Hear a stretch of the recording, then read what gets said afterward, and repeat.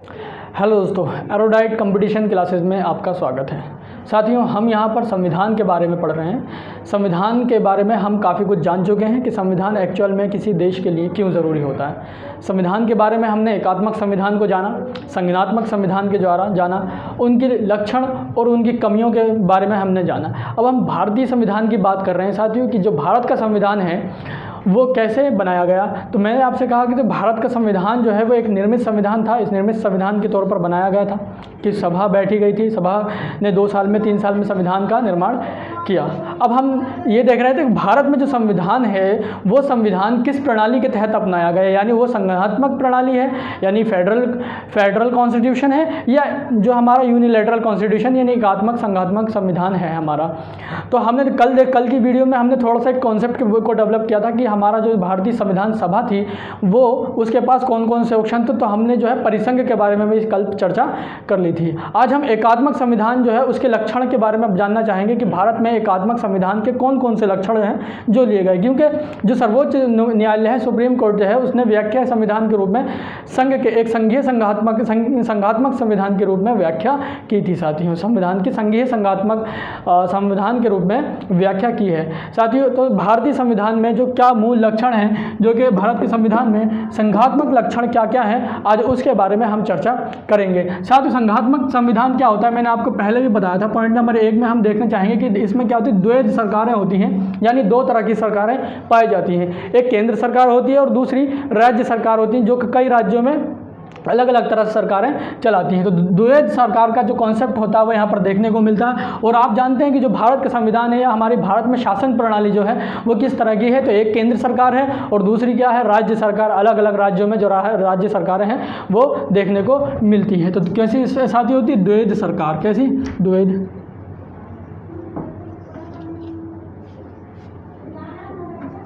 द्वैध सरकार। द्वैध सरकार में साथियों क्या होता है, एक होता है हमारे पास केंद्र सरकार और होती है इसके अंडर में जो आती है साथियों वो होती है हमारी राज्य सरकार।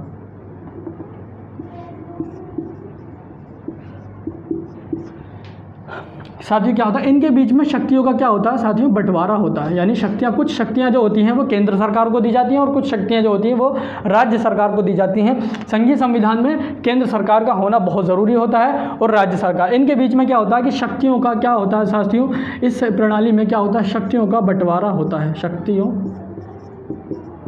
का बंटवारा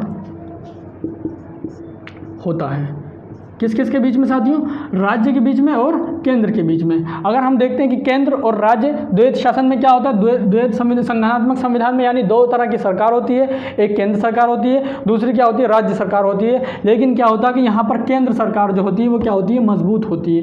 केंद्र सरकार क्या होती है, केंद्र सरकार क्या होती है, मजबूत होती है।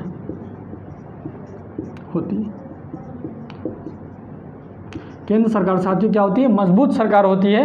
केंद्र सरकार कैसी होती है, मजबूत सरकार होती है। तो पहला लक्षण जो हमने संघात्मक संविधान से अपने भारतीय संविधान में जो लिया है वो क्या है, द्वैध शासन, द्वैध सरकार का कॉन्सेप्ट जो है हमने लिया। आप देखते हैं जो राज्य है उसमें एक सीएम भी होता है, एक सरकार अपनी प्रांतीय सरकार होती है और दूसरी जो केंद्र सरकार होती है जो सेंट्रल में होती है, दिल्ली में बैठकर जो है पूरे देश को जो है कंट्रोल करती है, उसको बोलते हैं केंद्र सरकार। तो केंद्र सरकार भी हमारे जो संविधान में है देखने को मिलती है। तो पहला पॉइंट हमने जो उठाया है केंद्र संघात्मक संविधान की प्रणाली से वो ये है कि द्वैध शासन यानी 2 तरह की सरकारें ली गई हैं। इसका एक कॉन्सेप्ट सीधा सा दोस्तों ये भी है क्योंकि ये हिंदुस्तान जो है वो एक बड़ा राज्य है और अलग अलग तरह की विविध तरह की जो है यहाँ पर जातियाँ प्रजातियाँ पाई जाती हैं और साथ ही क्या है, जनसंख्या भी ज़्यादा है। तो एक सरकार से जो है यहाँ पर काम चलने वाला नहीं था, इसलिए जो है द्वैध शासन को प्रणाली को अपनाया गया।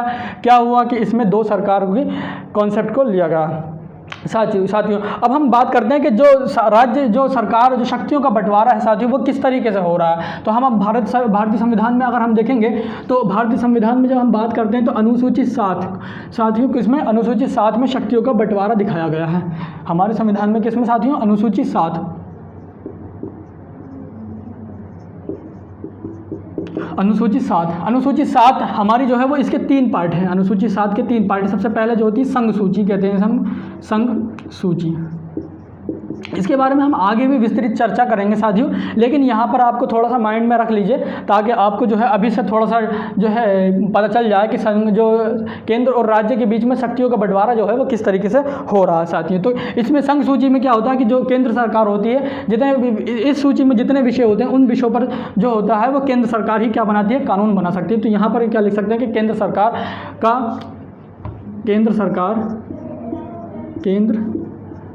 सरकार कानून बनाती है। केंद्र सरकार कानून, पहले जब साथियों जब उस टाइम में जब इस शुरुआत में हमारे संविधान का निर्माण हुआ था उस समय इसमें 100 विषय थे। कितने विषय थे? 100 विषय थे। यानी संविधान का जब निर्माण हुआ था इसमें कितने विषय थे साथियों? 100 विषय थे। लेकिन अभी जो है वो 100 हैं विषय, लेकिन मूलतः कितने थे साथियों? मूल जो संविधान में विषय थे यानी वो हमारे पास थे कितने? 97। यानी 3 विषयों को कहाँ क्या कर दिया गया, इसमें बढ़ा दिया गया। यानी संघ सूची क्या होती है? जिस पर केंद्र सरकार कानून बना सकती है। उसमें वर्तमान में विषय जो है वो कितने हैं? 100 हैं। वर्तमान में 100 विषय हैं, लेकिन मूल जो थे वो 97 थे। वर्तमान में 100 विषय हैं, ये वर्तमान की स्थिति है साथियों। और ये हमारा मूल, यानी जब संविधान का निर्माण किया गया उस समय 97 विषय जो थे केंद्र संघ सूची में रखे गए थे। यानी 97 विषयों पर जो केंद्र सरकार है वो कानून बना सकती है। दूसरी बात करते हैं अगर हम, तो राज्य सरकार की राज्य सूची इस सूची में साथियों क्या होता है कि इस सूची में जितने भी विषय आते हैं, जितने भी विषय आएंगे उसके बारे में कौन सा कानून बनाएगा, तो वो राज्य सरकार जो होती है इसमें कानून बनाती है। तो यानी यहाँ पर क्या होता है? राज्य सरकार क्या बनाती है? कानून बनाती है। राज्य सरकार कानून बनाती है साथियों। इसमें कितने विषय हैं? तो अगर हम इसमें विषयों की बात करते हैं तो इसमें वर्तमान में 61 विषय हैं, लेकिन जो मूलतः थे वो कितने थे? 66 विषय। यानी विषय जो हैं अभी कितने हैं? विषय कितने हैं? 66 विषय। 61 विषय वर्तमान में हैं। ये वर्तमान की सिचुएशन है। वर्तमान में कितने विषय हैं? 61। लेकिन मूल जो थे वो मूल कितने थे साथियों? मूल थे 66। यानी आप देख सकते हैं कि जहाँ पर संघात्मक संविधान में किया गया है, राज्यों को जो पावर है वो कम दी गई साथियों। राज्य को पावर कम दी गई है, केंद्र को ज़्यादा मजबूत किया गया है। ये एक अलग तरह का स्ट्रक्चर है जिसमें हमारे पास जो है संघात्मक और एकात्मक का मिला जुला रूप है। हम आगे की ओर देखेंगे एकात्मक संविधान में जो है एकात्मक प्रणाली से कौन कौन से जो है पॉइंट लिए गए हैं संविधान ने, क्योंकि हमारा जो संविधान है साथियों वो ऐसा ही मतलब जो है विकसित नहीं किया गया, वो निर्मित किया गया संविधान था। एक कॉन्स्टिट्यूशन जो कमेटी थी उसके द्वारा संविधान सभा का ने जो है अलग अलग संविधान को, अलग अलग देशों के संविधान को पढ़ा था। पढ़ने के बाद जो खासियत थी, जो देशों के संविधानों में अच्छाइयाँ थी, उन देशों के संविधानों से उनको निकाला था और निकालने के बाद जो है उसमें संविधान के में जो है ये लिखा गया था। तो राज्य सूची, 2 सूची हमने पढ़ी हैं साथियों, राज्य सूची और ये हो गया हमारी संघ सूची। अब तीसरी विश्व सूची के बारे में अगर हम बात करते हैं तो वो होती है हमारी कौन सी? समवर्ती सूची। कौन सी साथियों? समवर्ती सूची। समवर्ती सूची कौन सी होती है साथियों? समवर्ती सूची। तो समवर्ती सूची ऐसी सूची होती है जिसमें केंद्र और राज्य दोनों क्या कर सकती है? कानून बना सकती हैं। समवर्ती सूची साथियों कैसी है? तो ये समवर्ती सूची ऐसी सूची होती है जिसमें इसमें ऐसे विषयों को रखा जाता है जिसमें केंद्र और राज्य जो है वो दोनों तरह से कानून बना सकती हैं। यानी केंद्र एवं राज्य दोनों को कानून बनाने का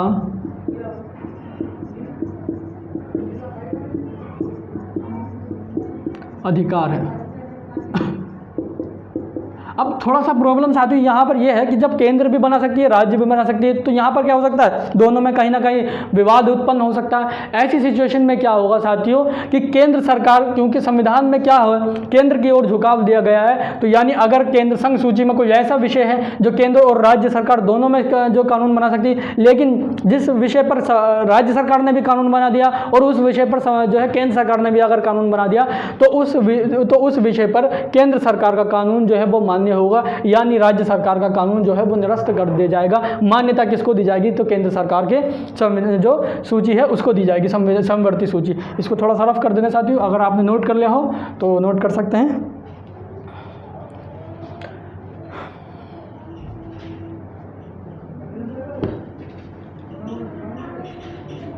साथियों इसमें विषय कितने थे, तो इसमें मूल विषय जो थे वो 47 थे। कितने विषय थे, मूल विषय 47 विषय थे। इसमें कितने विषय थे, 47 विषय जो थे इसमें कितने थे, मूल विषय कितने थे, तो वो थे हमारे 47 मूल विषय थे।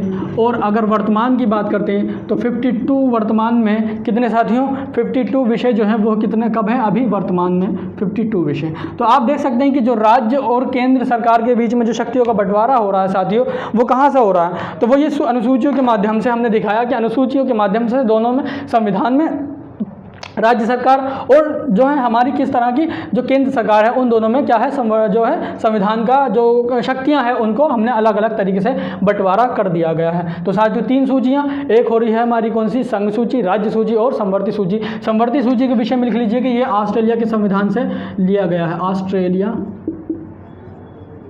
के संविधान से ली गई है।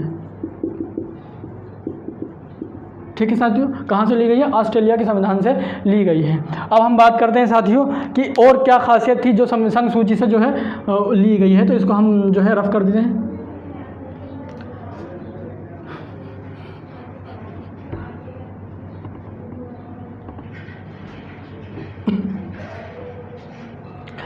दूसरा क्या होता है कि साथियों हमने जो संविधान को लिखा है, दूसरा पॉइंट, ये पहला पॉइंट था, हमने जो है केंद्र और राज्यों के बीच में शक्तियों का बंटवारा देख लिया साथियों। दूसरा पॉइंट ये है कि संघात्मक संविधान से जो लिया गया है वो लिखने की, यहाँ पर संघात्मक संविधान में कंडीशन है कि संविधान जो है वो लिखित होना चाहिए। क्यों, क्योंकि यहाँ पर राज्य सरकार भी है और केंद्र सरकार भी है। जब इन दोनों के बीच में विवाद की स्थिति उत्पन्न होगी तो जब लिखित संविधान होगा तो उसके माध्यम से क्या होगा, शक्तियों का बंटवारा हो जाएगा, यानी एक दूसरे में विवाद की स्थिति जो है वो उसको सुलझा लिया जाएगा। लेकिन अगर अलिखित संविधान होगा, उसमें संविधान लिखा नहीं गया होगा, तो विवाद की स्थिति क्या होगी और उलझ जाएगी। तो इस तरह से लिखित, यहाँ पर कंडीशन है कि लिखित संविधान का होना ज़रूरी है। तो यहाँ पर क्या है साथियों, दूसरा पॉइंट क्या, कि संविधान कैसा होना चाहिए, लिखित होना चाहिए। तो लिखित संविधान क्या खासियत है, दूसरी यह है कि लिखित संविधान का जो पॉइंट है वो हमने इसको उठा लिया है साथियों। तीसरा पॉइंट साथियों क्या है कि जो संविधान है वो संशोधन की जो प्रणाली है, यानी जो संशोधन की प्रणाली है वो इतनी इजी नहीं होनी चाहिए। कैसे होनी चाहिए, कठोर होना चाहिए। कैसे होना चाहिए, कठोर होना चाहिए। संशोधन की जो प्रणाली है, संशोधन प्रणाली कैसी होनी चाहिए, कठोर। संशोधन प्रणाली जो है साथियों कैसे होनी चाहिए, कठोर होना चाहिए। कैसे, कठोर होना चाहिए। अब भारत के संविधान की बात करते हैं साथियों, तो ना तो भारत में ना तो संविधान में से संशोधन करना बहुत ज़्यादा मुश्किल है और ना ही क्या है, बहुत ज़्यादा ईजी है। कभी कभी आप देखते होंगे कि साधारण बहुमत के थ्रू भी क्या होता है, संविधान का संशोधन कर दिया जाता है। ठीक है, और कभी कभी संविधान में संशोधन करना बहुत ज़्यादा मुश्किल होता है। तो इस तरह से जो भारत का संविधान है उसमें कैसी प्रकृति पाई जाती है, तो लचीला भी पाया जाता है। वो कैसा होता है, लचीला भी होता है, लचीला।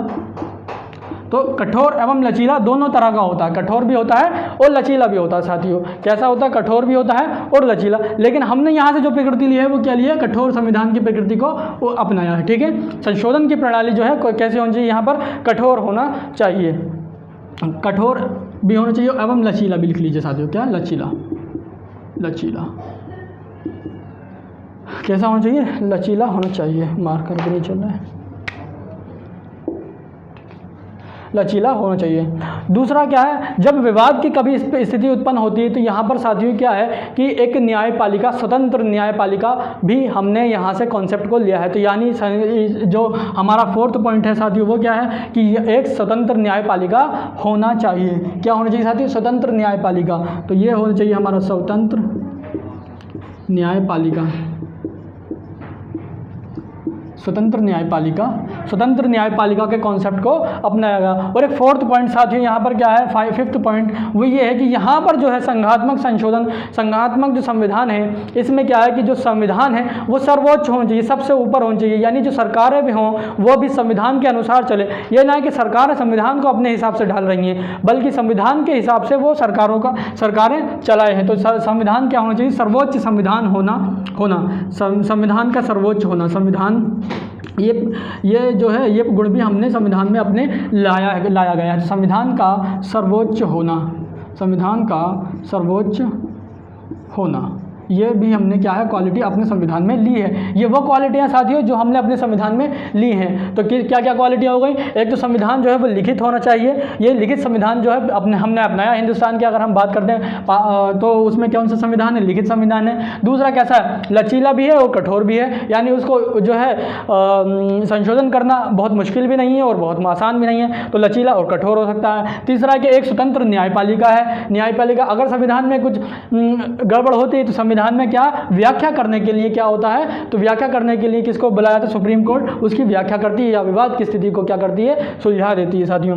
संविधान का सर्वोच्च होना, इस गुण को भी हमने क्या किया साथियों? संविधान का सर्वोच्च जो है हमने इस गुण को संघात्मक संशोधन से अपनाया। एक लास्ट पॉइंट हम यहाँ देख सकते हैं कि सदन का कैसा होना। सदन का लास्ट पॉइंट हम देख सकते हैं साथियों कि सदन कैसा होना चाहिए? द्विसदनात्मक सदन होना चाहिए। इसको ऊपर लिखेंगे, इसको रफ कर लेते हैं साथियों, अगर आपने नोट कर लिया हो तो इसे।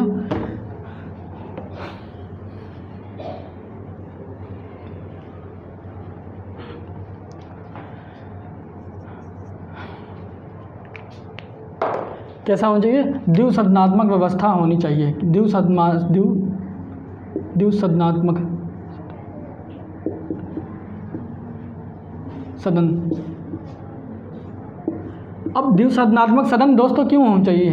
द्विसदनात्मक सदन का मतलब क्या है? तो हमारे पास कैसा सदन होना चाहिए? द्विसदन, यानी जहाँ पर कॉन्स्टिट्यूशन का निर्माण हो या संविधान को संशोधन किया जाए तो वो कैसा होना चाहिए? दो सदन होना चाहिए। अब भारत के सदन की बात करते हैं तो जो भारत का सदन है वो दो तरह का है साथियों। एक क्या अपर हाउस, दूसरा क्या लोअर हाउस। यानी हमारा एक क्या है? राज्यसभा है, क्या है? राज्यसभा। और दूसरी क्या है? लोकसभा। अब ये लोकसभा जो है साथियों, लोकसभा ये तो जो डायरेक्टली जो है जनता के द्वारा चुने जाते हैं, यानी इसके जो सदस्य हैं वो क्या कहते हैं? निर्वाचित किए जाते हैं। लेकिन जो राज्यसभा है उसके सदस्यों को क्या किया जाता है? तो यहाँ पर देख सकते हैं आपको कि राज्यों को भी अधिकार दिया गया है कि यहाँ पर ऐसा नहीं है कि लोकसभा को सिर्फ जो है जो लोकसभा है उसके सदस्य ही संविधान का निर्माण कर देंगे, बल्कि क्या है कि जो राज्यसभा है राज्यों को भी यह अधिकार होता है, राज्य की सरकारों को भी यह अधिकार दिया गया है कि अगर कोई संविधान गलत है या कोई कानून गलत है या किसी भी तरह की कोई केंद्र सरकार जो है हरकत करती है तो संविधान रोकने का यहाँ पर रुक सकता है राज्यसभा में संविधान को। अगर लोकसभा में कोई बिल जो है साथियों, देखिए समझ लीजिए इसको थोड़ा सा, अगर कोई बिल जो है साथियों क्या होता है कि वो लोकसभा से पारित हो जाता है, क्योंकि लोकसभा में क्या होता है साथियों, जो लोकसभा है उसमें केंद्र सरकार के जो है कैंडिडेट हैं, वहाँ पर किसके हैं साथियों? लोकसभा में केंद्र सरकार के कैंडिडेट हैं। तो यहाँ पर अगर बहुमत है केंद्र सरकार का तो वो क्या करेंगे? किसी भी बिल को एक्ट में बदल देंगे, यानी उसको कानून बना देंगे। लेकिन ये क्या है कि राज्यसभा द्विसदनात्मक व्यवस्था का एक लाभ क्या होता है कि ये राज्यसभा यानी दूसरा जो सदन है, अपर सदन जो होता है, वहाँ पर राज्य को भी पावर, यहाँ पर राज्य को क्या दी गई है? यहाँ पर राज्य को पावर दी गई है। पावर क्यों दी गई है साथियों? क्योंकि अगर कोई गड़बड़ है पावर दी गई, यानी यह बिल जनता के हिसाब से अगर कोई सही नहीं है तो राज्यसभा में केंद्र सरकार का बहुमत ना होने से क्या होता है कि यहाँ पर संविधान या उस कानून को क्या कर सकते हैं? रोक सकते हैं। साथ ही क्या कर सकते हैं? संविधान को रोक सकते हैं। अब ये राज्यसभा के जो सदस्य होते हैं वो कहाँ से आते हैं? वो स्टेट गवर्नमेंट जो होती है उनको मनोनीत करके भेजती है कि इतने सदस्य जो हैं, हर स्टेट के अपने एक सदस्य होते हैं, उन स्टेट के जो सदस्य होते हैं वो राज्यसभा में मनोनीत किए जाते हैं कि राज्यसभा में किस तरह से उनको कितने सदस्य मनोनीत करना है। तो लोकसभा और राज्यसभा ये क्या होता है? दो द्विसदनात्मक व्यवस्था आप दे सकते हैं। हमने प्रणाली को अपनाया वहाँ से। राज्यसभा और लोकसभा और राज्यसभा, ये होता है हमारा अपर हाउस और ये होता है हमारा लोअर हाउस। साथियों ये था हमारा आज के भारत के संविधान की संगठनात्मक व्यवस्था से लिए गए लक्षण। तो साथियों आपको हमारा वीडियो कैसा लगा? अगर आपको जो है वीडियो पसंद आ रहे हैं तो हमें कमेंट बॉक्स में कमेंट करके बताइए, और अगर आपको वीडियो अच्छी लग रही है तो हमारे चैनल को लाइक कीजिए, चैनल को सब्सक्राइब कीजिए, लाइक कीजिए और शेयर कीजिए। धन्यवाद साथियों।